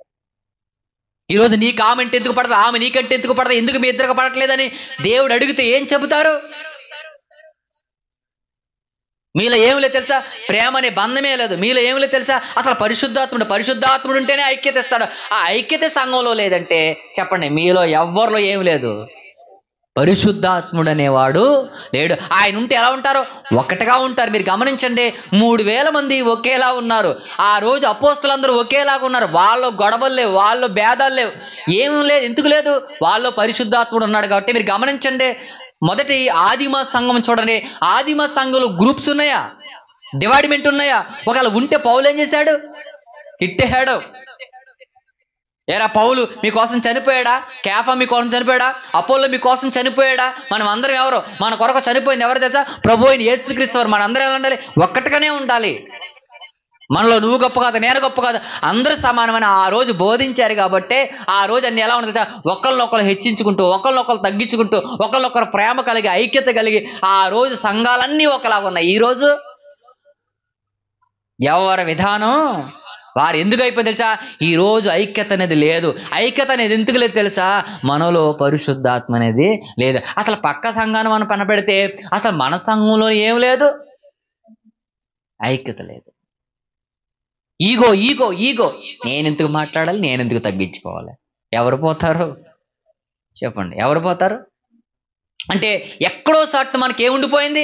శరీర స్వభావం ఉండిపోయింది, శరీర లక్షణం ఉండిపోయింది, శరీర కోరికలు. అందుకే అలాంటి శరీరం కాబట్టే అందుకే దేవుడు ఏం చేస్తాడు తెలుసా? మిమ్మల్ని నడిపించడానికి రయ్యా, మిమ్మల్ని ఆదరించడానికి, మిమ్మల్ని బలపరచడానికి, మీకు అన్ని విధాల్లో మీకు సహాయపడడానికి ఇదిగో నేను వెళ్ళిపోతుండగా మీకు ఒక ఆదరణకర్తని పంపుతాను. ఆయన మిమ్మల్ని గైడ్ చేస్తాడు. ఆయన మాట కూడా మనం ఏం చేయట్లేదు, వినట్లా. ఆయన మాట కూడా ఏమిట్లేదు, విలువట్లేదు. ఈరోజు విలువలు ఇచ్చేవారు అయితే మనం ఎలా ఉండాలి తెలుసా? ఐక్యత కలిగి, ఒకే మాట కలిగి, ఏక మనసు కలిగి మనం ఉంటాం. మీరు గుర్తుపెట్టుకోండి, ఒకవేళ మనమే సంఘంలో బలహీనత ఉంటే, మనమే సంఘంలో ఐక్యత లేకపోతే, నేను చెప్తున్నాను, మీలో ఎవరైనా మాట్లాడుకుని విరోధ భావం ఉంటే బల్లలో చేసే అర్హత లేదు. వేశారా పోతారు. ఒకరినొకరు తగ్గించుకునే క్షమాపణ గుణం ఉండాలి. బలలో చేయ అర్హత లేదు. మీరు మాట్లాడుకోనప్పుడు, మీ ఇద్దరు కలవలేనప్పుడు, మనం ఐక్యత లేనప్పుడు, ఆ ఐక్యత బంధం మన దగ్గర లేనప్పుడు ఎక్కడ చేయకూడదు, చేయకపోతే ఆ రోజు మానేస్తే బాగుంటుంది అనుకుంటున్నామేమో. రొట్టె తిన్నోడు ద్రాక్షరసం తాగడు పరలోక రాజ్యానికి వెళ్ళడానికి. ఆ వారం నువ్వు తినలేదంటే, ఆ నెల నువ్వు తినలేదంటే నీకేం లేదని లెక్క. నువ్వే చెప్తున్నావు పరలోకం వెళ్ళే అర్హత నాకు ఏంటండి. మనం తగ్గించుకుని ఒక చేతో సెకండ్ ఇచ్చుకుని మారడానికి మనం ఏం చేస్తున్నాం? ఈగోకపోతున్నాం. ఏం పోగొట్టుకున్నావు తెలుసా? అవసరమైతే పరలోకానన్నా పోగొట్టుకుంటాను కానీ ఆడితో మాత్రం మాట్లాడను. అవసరమైతే నేను నరకానికైనా పోతాను కానీ చెప్పండి, ఆడి దగ్గరికి నేను వెళ్ళను. ఇవి ఈగోస్. ఎక్కడ శారీరక సంబంధాలు ఏడుతున్నారంటే అనుకోవచ్చు. ఎక్కడ ఏడుతున్నారు? సంఘంలో ఉన్న వాళ్ళు కూడా అదే బతుకులు బతుకుతున్నామంటే ఇంకెక్కడుంది మార్పు మన దగ్గర? అంతేకానండి, మీరు మారు మనసు పొంది పాపక్షమాపణ పొంది అప్పుడు మీకు ఎవరు వస్తారు? అసలు నువ్వు బాప్తిసం తీసుకున్నప్పుడు మారు మనసు పొందేవా? అసలే ఎవరు పెద్దలండి ఒక మంచి వార్త పెట్టారు. నిజంగానే సంఘానికి 3 నెలలు రావాలి, 4 నెలలు రావాలి, 6 నెలలు రావాలి. ఆడి విధానం చూడాలి, మారాడా లేదో చూడాలి. నిజంగా అప్పుడే ఇవ్వాలి. భక్తిగా ఉన్నాడా లేదా, విశ్వాసంలో ఉన్నాడా లేదా, నిజంగా అలాగే ఇవ్వాలి. ఆడి నిజం ప్రేయర్ అంటే అలవాటు ఉందా, లేదా ప్రార్థనలో నిలకడ ఉన్నాడా? నిజంగా ఎందుకు తెలుసా? వస్తారండి బుడుక్కుని నేను ములిగేత్తని తీసుకున్న వాళ్ళు ఏమైపోయారు? ఏదో ఆ ఉద్రేకంతోనో ఆవేశంతోనో త్రోవ పక్కన పడిన మొక్కలన్నా చూసావా? ఆ ఉద్రేకం తిని నేను తీసేసుకుంటాను, నేను నిలబడిపోతాను, ఆ వేడిలో పొంగిపోతున్నాం. అంతేగాని మనలో ఏం లేదు విశ్వాసాలు. చాలా మంది చూడండి, అప్పటికప్పుడు మీటింగ్లో వెంటనే మారు మనసు వచ్చేది. మంచిదే, రావడం తప్పేం లేదు. కానీ మనం నిలబడతామా నిలబడమా అన్ని ఆలోచించి పగడబందుగా మనం ఏం చేయాలి? తీసుకోవాలి. వెంటనే అయ్యగారు మాటలు విని టెంప్ట్ అయిపోయి వెంటనే ఏమవుతాం? మనకేం తెలియదు తెలుసా? ప్రభు దేవుడు తెలియాలి, పరిశుద్ధాత్ముడు తెలియాలి, యేసుక్రీస్తు వారు తెలియాలి. మనం చనిపోయిన తర్వాత మరలా బ్రతుకుతామని తెలియాలి. మనం బ్రతికేది అయ్యగారి గురించి కాదు, లోకం గురించి కాదు, నా గురించి కాదు, నా విధానం, నా బ్రతుకులు గురించి కాదు. నేను చనిపోతే నా ఆత్మ పరలోకం వెళ్ళడం కోసమని దేవుని దగ్గరికి రావాలి. అలా వచ్చినప్పుడే మనం అన్నీ ఏమవుతాం? వదులుకుంటూ అన్నిటికి దూరం అయ్యి దేవుని దగ్గర నిలబడతాం. అంతేగాని ఆశలు చావో, కోరికలు చావో, చెప్పండి, ఏమి విడిచిపెట్టాం కానీ ఏం తీసుకుంటాం? ఉపయోగం ఉందా? లేదు. అది చెప్తున్నాడు, కాబట్టి మీరు సమాధానమైన బంధము చేత ఆత్మ కలిగించు ఐక్యమును కాపాడుకుని ఏం తెలియదు, శ్రద్ధ కలిగి ఉండండి అంటే శ్రద్ధ కలిగిన వారే. ఏముండాలి? దేంట్లో శ్రద్ధ ఉండాలి మనకి? మన బట్టల విషయంలో శ్రద్ధ ఉంటుంది మనకి, మన కొండల విషయంలో శ్రద్ధ ఉంటుంది మనకి, తినే విషయంలో శ్రద్ధ ఉంటుంది మనకి, ఇంకా ఇంక్లూడింగ్ మనం చూసే ప్రతిదాని విషయంలో శ్రద్ధ ఉంటుంది. ఏ శ్రద్ధ ఉండదు? ఒకవేళ మన ఐక్యత పాడైపోతుందేమో, మన సమాధానం పాడైపోతుందేమో, దీంట్లో శ్రద్ధ ఉందా? అమ్మో నేను ఇలా మాట్లాడకూడదు. నేను చెప్పాను రాత్ర, మన పెదాలే మనల్ని ఏం చేస్తున్నాయి? హఠాత్తుగా పోతామని చెప్పి హఠాత్తుగా వచ్చేదంటే మన మీదకి. ఏంటి కారణం, ఏంటి రీజన్ తెలుసా? మన నోటి మాట అన్నాడు. మరి అలాంటి ఐక్యతను పాడు చేసేదని మనం ఎలా ఉండాలి? ఎలా ఉండాలి? కాపుదల పెట్టొద్దా? కట్టుకోలా వద్దా? ప్రతి ఒక్కరూ పెట్టుకోవాలి. ఎందుకు? మన నోరే మనల్ని ఏం చేస్తుందో తెలుసా? చెప్పండి, పాడు చేసేస్తుంది. ఐక్యతను పాడు చేసేస్తుంది. ఇద్దరి మధ్యన ఉన్న ఐక్యతను, మనస్తత్వాన్ని ఏం చేస్తుంది తెలుసా? విడదీసేస్తుంది. ఎందుకు విడదీసేస్తుందో తెలుసా? ఇదిగో, ఆత్మ ఏమో ఒక పక్కన ఐక్యతగా ఉండాలని చెప్తుంది, శరీరం ఏంటో తెలుసా? తగ్గది, తగ్గొద్దు, నువ్వు అసలు తగ్గాల్సిన పని లేదు, ఎవ్వరికి భయపడాల్సిన పని లేదు. ఇలా శరీరం మాట వింటావా, ఆత్మ మాట వింటావా? ఆత్మ మాట వింటే బాగుపడతాం చెప్పండి, శరీరం మాట వింటే పాడైపోతాం. అందుకే ఆ రోజు పౌలు చెప్తున్నాడు, ఏమంటున్నాడు తెలుసా? మీరు సమాధానమైన బంధము చేత ఇదిగో మీరు కలిగి ఉన్న ఐక్యతను ఏం చేసి తెలుసా? మీరు కాపాడుకోండి. కాపాడుకోకపోతే ఏమవుతారు? పాడైపోతారు. కాపాడుకోకపోతే ఏమైపోతారు? శత్రుత్వాలు అయిపోతాయి, గొడవలు ఎక్కువైపోతాయి, నాశనానికి వెళ్ళిపోతారు, దేవునికి దూరం అయిపోతారు, దేవునికి బాగా దూరం అయిపోతారు. దేవుడు మిమ్మల్ని ఏం చేస్తాడు తెలుసా? దూరపరిచేస్తాడు. అందుకే బైబిల్ చెప్తున్నది తెలుసా? ఆత్మ విషయంలో మనం ఎట్టి పరిస్థితులు ఏమవ్వకూడదు, ఎట్టి పరిస్థితులు దానికి దూరం అవ్వకూడదు. ఇంకేం చేద్దా ఆత్మ? ఎన్నో విషయాలు ఉన్నాయి. ఇంకేం చేద్దా తెలుసా? ఇలా మాట్లాడేటప్పుడు ఏం చెప్పాలో అలా మనం సతమతం అవుతున్నప్పుడు నడిపించేది కూడా ఎవరో తెలుసా? ఆయన అంటున్న మాట చూడండి, మత్తయి రాసిన సువార్త త్వరగా చూడండి, 10వ అధ్యాయం 20వ వచనంలో రాయబడుతున్న మాట చూడండి. 10వ అధ్యాయం 20వ వచనం.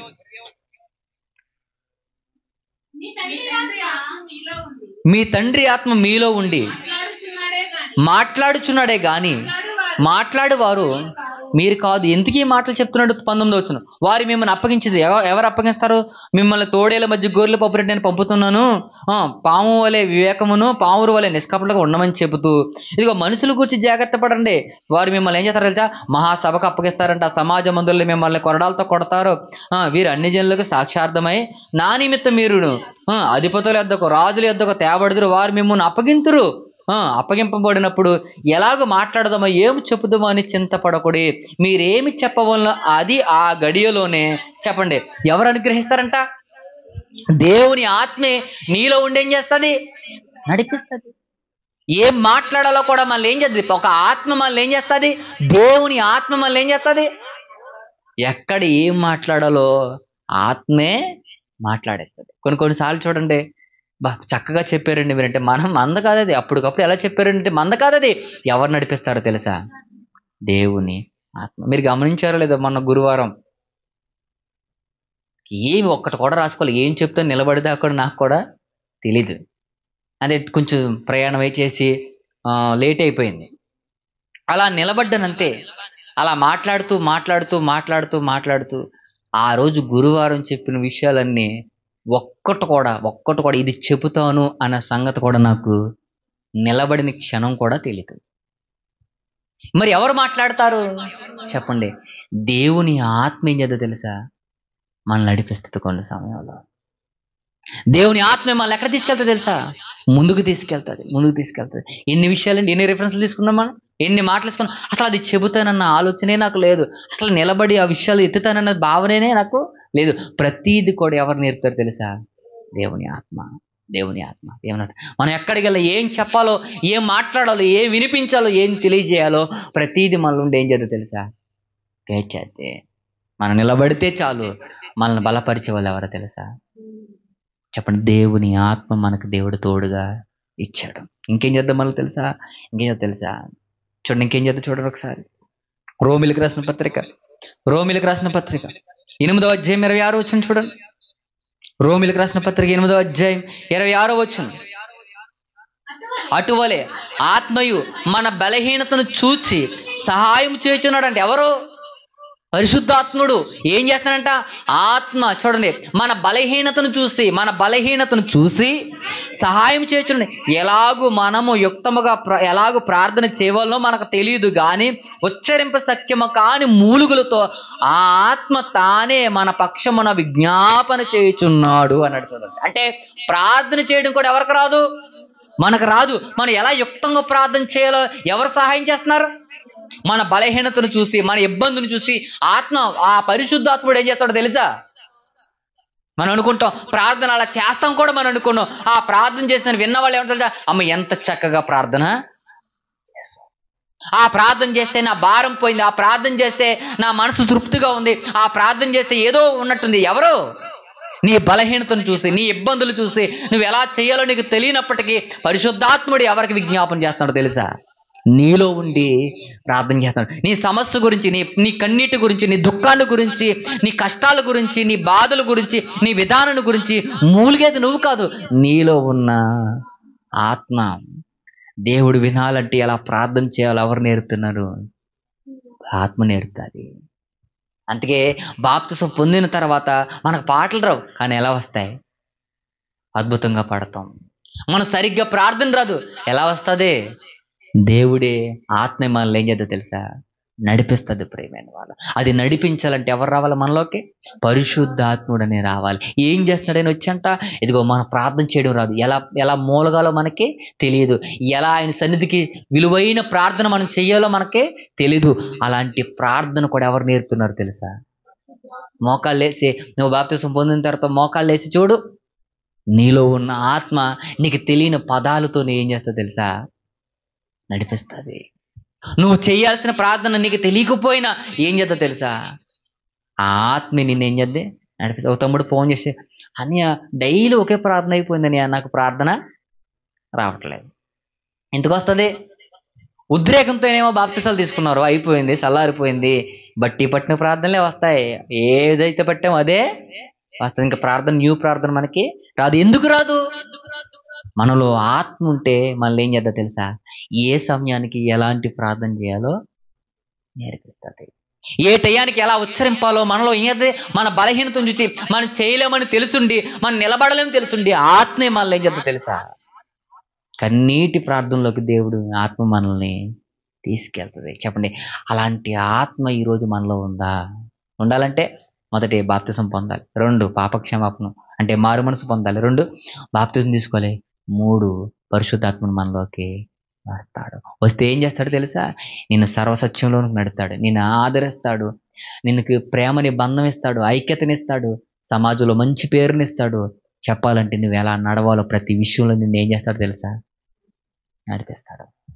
అలాంటి ఆత్మ ప్రేమ, అలాంటి ఆత్మ ఇంకా పొందుకోలేదంటే ఏమనాలి చెప్పండి? ఇంకా ఆయన ఆత్మకి మనం కాపుదల ఇవ్వలేదంటే మనం ఏమనుకోవాలి? ఇంకా రక్షణ తీసుకోకుండా, ఇంకా మారు మనసు పొందకుండా అలాంటి ఆత్మను మనం తుణీకరిస్తున్నామంటే చెప్పండి, మనం ఏమనుకోవాలి? నేను ప్రతి సమయంలో ఆదరిస్తాడు, ప్రతి సమయంలో నిన్ను కాపాడతాడు, నేను బలపరుస్తాడు, నేను నిలబడతాడు, ప్రతి సమయంలో నేను గైడెన్స్ చేస్తాడు. అలాంటి ఆత్మని ఏమంటారు తెలుసు? ఈరోజు తీసుకునేవాళ్ళు లేరు, నిలబడేవాళ్ళు లేరు. ఇప్పుడు తీసుకున్న వారు ఎలా ఉన్నారు? ఈరోజు తీసుకున్నవారు, నువ్వు తీసుకున్న కాడి నుంచి ఇప్పటికే నీలో డెవలప్మెంట్ లేదంటే ఏంటో తెలుసా? నీలో ఉన్న ఆత్మ ఎప్పుడో వెళ్ళిపోయి ఉండాలి. ఎందుకు వెళ్ళిపోద్ది అంటే, అవును వెళ్ళిపోద్ది. దేనికి వెళ్ళిపోద్దో తెలుసా?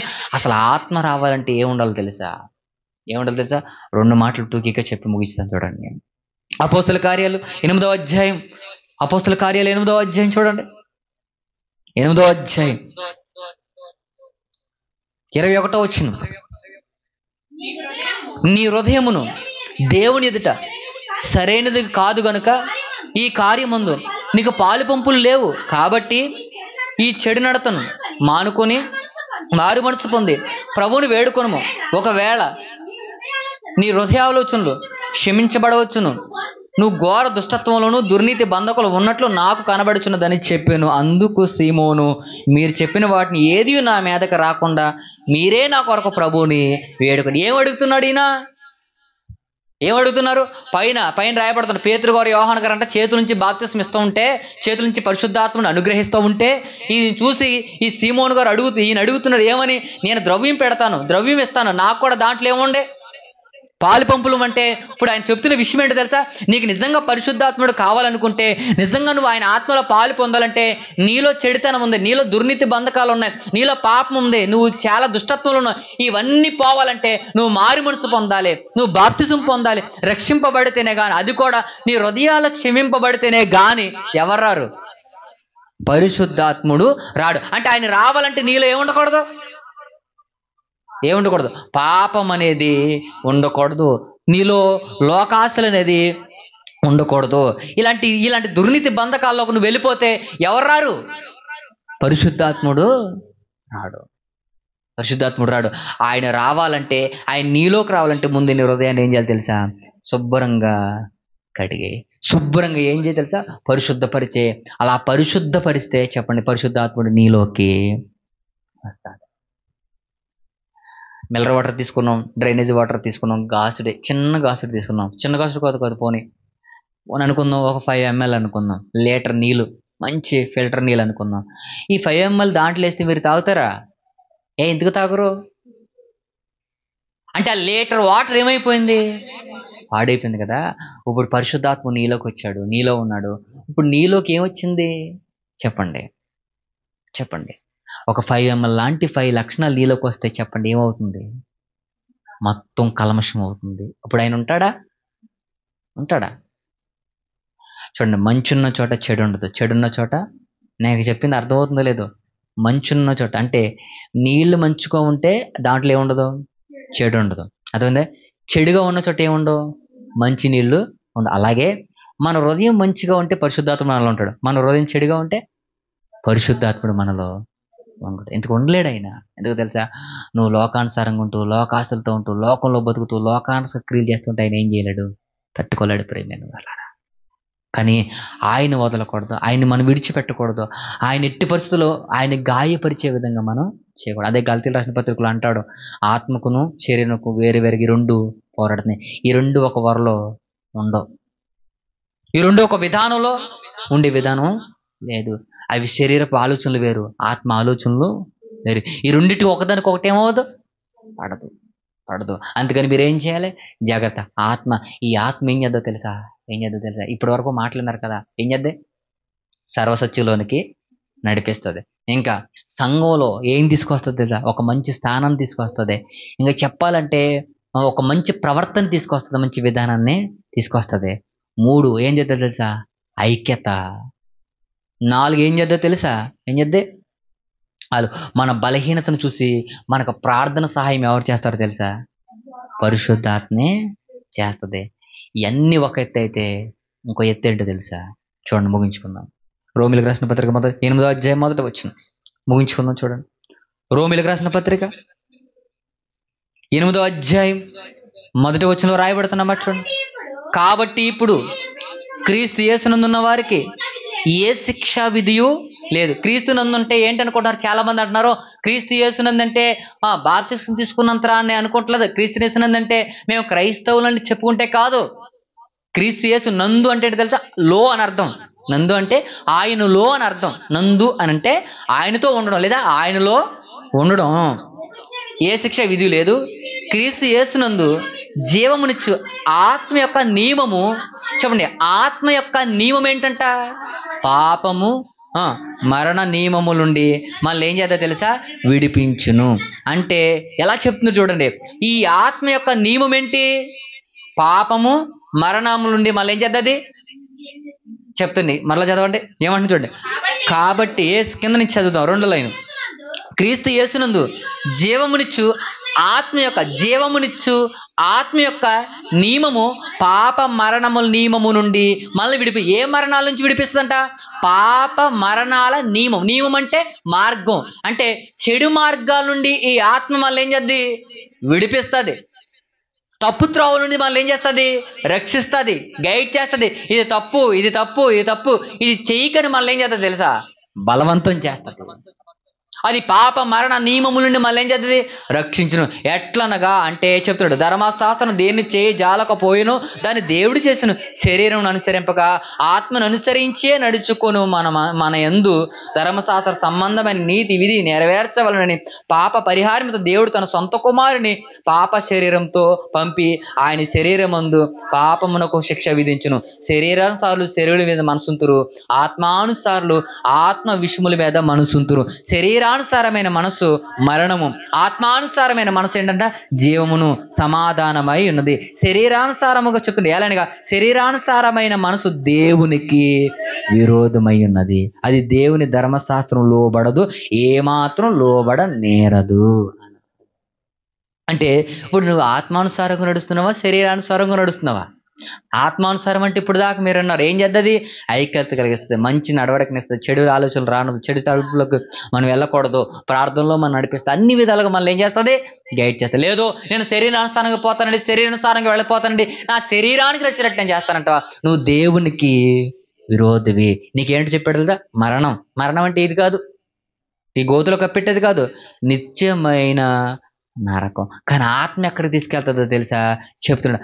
ఆత్మానుసారమైన మనసు అంటే ఏంటో తెలుసా? జీవాన్ని ఇస్తుందని చెప్పాడు. చూడండి ఎక్కడ ఇస్తుందంట? జీవమునిస్తుంది, జీవమునిస్తుంది, జీవమునిస్తుంది. 5వ వచనం చూడండి. శరీరానుసార విషయం మీద మనసుంచి వారు ఏంట? ఆత్మానుసారమైన విషయం లేదు మనసుంచి వారు శరీరానుసారులు మనసు మరణము, ఆత్మానుసారి మనసు ఏం చేద్దంట? మనకు జీవమును సమాధానం ఇస్తుంది అంట. ఇప్పుడు ఆత్మానుసారంగా నడిస్తే మనం ఏం పొందుకుంటాం?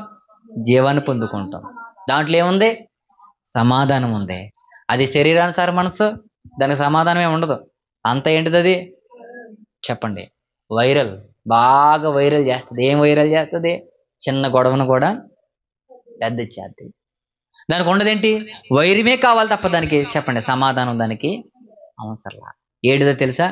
శరీరం. మరి ఆత్మ చెప్పండి ఐక్యతనిస్తుంది, సమాధానం ఇస్తుంది. అందుకే ఇప్పుడు చెప్తున్నాడు, 3000 మందికి చెప్తున్నాడు, మీరు మారు మనసు పొంది పాపక్షమాపణ మీరు పొందగలిగితే పరిశుద్ధాత్మని వరం మీకు ఇస్తుంది. ఈ 3000 మంది మీరు ఎలా ఉంటారో తెలుసా? ఒకే మనసు కలిగి ఉంటారు, ఒకే ఆలోచన కలిగి ఉంటారు. అది మిమ్మల్ని ఏం చేస్తుంది తెలుసా? మిమ్మల్ని దైవంలోనికి నడిపిస్తుంది.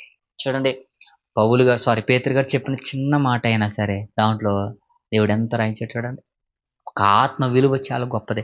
ఇది జస్ట్ ఇంట్రడక్షన్ మాత్రమే, కానీ ఆత్మ చేసే పనులు ఇంకా చాలా ఉన్నాయి, చాలా ఉన్నాయి.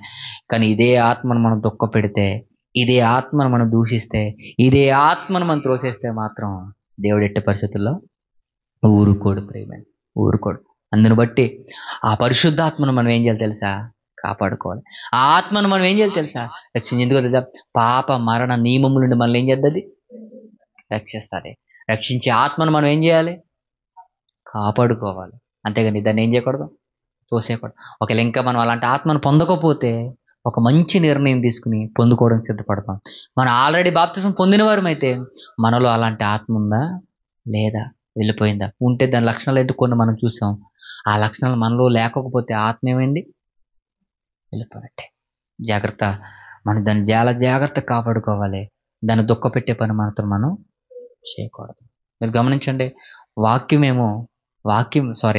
ఆత్మేమో దేవుని దగ్గరికి వెళ్దామని కోరుకుంటుంది, శరీరమేమో లోకం వైపు వెళ్దామంట. ఈ రెండిట్ల మధ్యన నీ ఆత్మ ఆలోచించాలి. ఇటు పరిశుద్ధాత్మ మాట వినాలా, ఇటు శరీరం మాట వినాలా. నువ్వు శరీరం వైపు వెళ్ళావంటే ఇప్పుడు ఏం చేస్తున్నావు నువ్వు? చెప్పండి. శరీరానికి బానిస అయిపోయావు. నేను అందుకే గత వారం చెప్పాను, శరీరం ఏం చేస్తుందా? నిష్ప్రయోజనమైన శరీరం కోసం ఏమైపోయాం తెలుసా? సర్వం కోల్పోయాం. అందుకే అలా కోల్పోకూడదు, ఉండకూడదని దేవుడు ఏమిచ్చాడు తెలుసా? పరిశుద్ధాత్మను మనకు సహాయంగా ఇచ్చాడు. అలాంటి ఆత్మను మనం కాపాడుకుంటూ సర్వసత్యములకు దేవునికి ఇష్టలుగా మనం బ్రతకాలని కోరుకుంటున్న మాటలు ముగిస్తున్నాను. ప్రార్థన చేసుకుందాం. అందరు తల్ల ఉంచుదాం. చిన్న ప్రార్థన చేసుకుందాం.